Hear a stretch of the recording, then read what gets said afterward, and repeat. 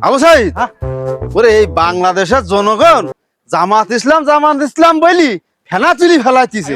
ওরে এই মূর্খ জনগণ কি জানে জামাত জীবনে কোনোদিন সংসদে গেছ কি দেশ চালানির কোনো অভিজ্ঞতা আছে? হ্যাঁ, শুধু জামাতে ভোট জামাত জানে যাচ্ছে সেই নে জামাত। হ্যাঁ ভাই, হ্যাঁ শুনলাম হ্যাঁ। এ জামাত ক্ষমতায় গেলি বিদেশে কি কোনো সহযোগিতা আসবে না নাই?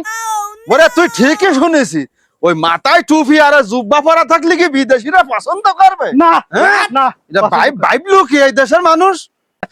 আল্লাহরে তো আদৌ সম্ভব? বিশ্বাস হয় না তো। এই রাজু, এই দুষ্টমুখী মিষ্টি হাসি।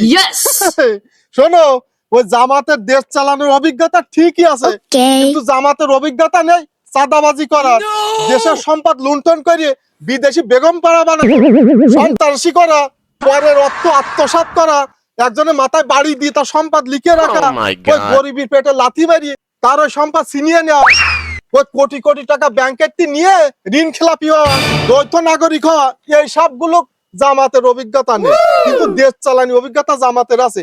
আর তুই বললি নি ওই জামাত ক্ষমতা তাহলে বিদেশি সাহায্য সহযোগিতা আসবে না? আলহামদুলিল্লাহ, অটোমেটিক বিশ্বের সব থেকে শ্রেষ্ঠ দেশ আমেরিকা, তারা ওই বাংলাদেশে আসে জামাতের সাথে কিভাবে লেনদেন হবে তাই নিয়ে আজও শুরু করেছে। ঠিক আছে, যাও। আরে আবু সাইদ, এই কথাগুলো মনে আমায় কি উদ্দেশ্য করে কইলু? আমার তো তাই মনে হয়।